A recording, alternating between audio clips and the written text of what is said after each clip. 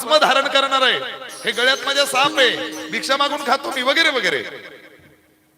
पार्वती मातेनं होकार दिला, नाही नाही देवा, तुम्ही मिळावा म्हणूनच मी काय करते, तपश्चर्या करते.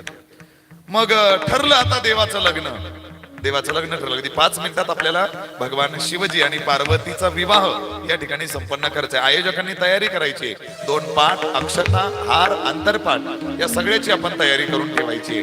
5 मिनिटांमध्ये आपल्याला या ठिकाणी शिव भगवान परमात्मा आणि पार्वती मातेचा सुंदर असा विवाह सोहळा आपल्याला संपन्न करायचा आहे. तेव्हा त्या हिमालयानं तयारी केली, सोयरीक जुळून आली, बैठक झाली, ठरलं सगळं की माझी मुलगी माझी पार्वती आता भगवान शिवाजींना काय करायची, द्यायची आहे. इकडचे पाहुणे गेले, त्यांनी ठरवलं, त्यांनी होकार दिला. तिकडचे पाहुणे आले, त्यांनी होकार दिला, त्यांनी होकार दिला. आणि मग त्या हिमालयानं विचारलं भगवान महादेवांना, तुमच्या वडिलांचं नाव काय, वडिलांचं नाव.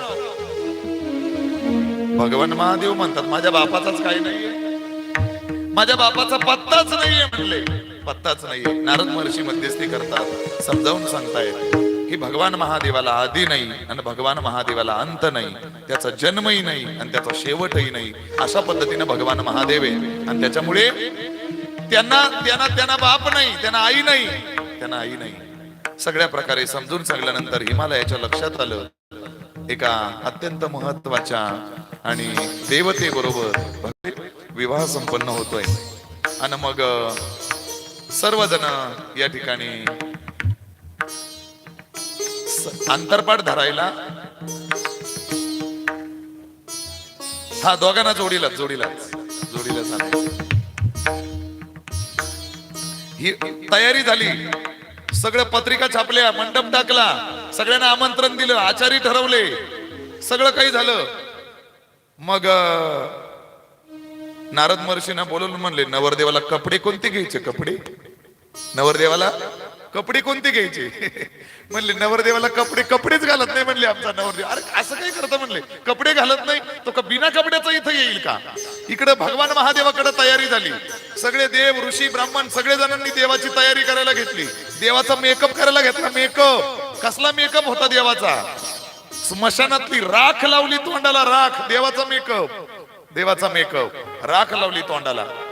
आणि सगळे देव म्हणायला लागले, देवा अहो लग्न आहे तुमचं, हे कमरेला काहीतरी थोडं तर काहीतरी गुंडाळा म्हणले. हे जमणार नाही म्हणले, मला माझं असं स्वरूप आहे, असं असेल तर बघा, नाही तर राहू दे. अरे देवा ऐका म्हणले, अहो लग्नाला चाललोय आपण, तिथे लग्न लावण्याकरता चाललोय, बाकीची अनेक मंडळी तिथं असतील, काहीतरी तर थोडस गुंडाळा.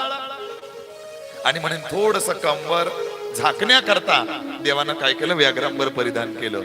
गळ्यामध्ये साप आहे, हातामध्ये त्रिशूल आहे, डमरू आहे. आणि देवाचे वराडी कोण आहेत, वराडी सगळी भूत आहेत, भूत. देवाचे वराडी सगळे भूत आहेत, भूत. आणि बस त्या भूतांची ती वराडी मंडळी घेऊन देव पोहोचले, मंडपाच्या द्वारामध्ये पोहोचले. ती हिमालयाची पत्नी मेना, आणि ती काय करून आरती घेऊन आली नवरदेवाला ओवाळायला. जशी भगवान महादेवासमोर आरती ओवाळायला गेली, तशी त्या देवाच्या गळ्यातल्या सापाने काय केला, फण उगारला ना, आरतीवर मारला. तशी ती मेना तिकडे एकीकडे बेशुद्ध होऊन पडली आणि ती आरती एकीकडे बेशुद्ध होऊन पडली. कस तरी सगळ्यांनी भगवान महादेवाला आतमध्ये वाजत गाजत नेलं आणि थाटामाटात विवाह संपन्न झाला. अगदी तोच विवाह आपल्याला या ठिकाणी संपन्न करायचा आहे. छान भजनामध्ये आपण भगवान महादेवाचं या ठिकाणी काही करूयात, आगमन करूयात, स्वागत करूयात. आयोजकांना विनंती आहे की आपण भगवान महादेवाला आणि पार्वती मातेला आपण घेऊन यायचंय.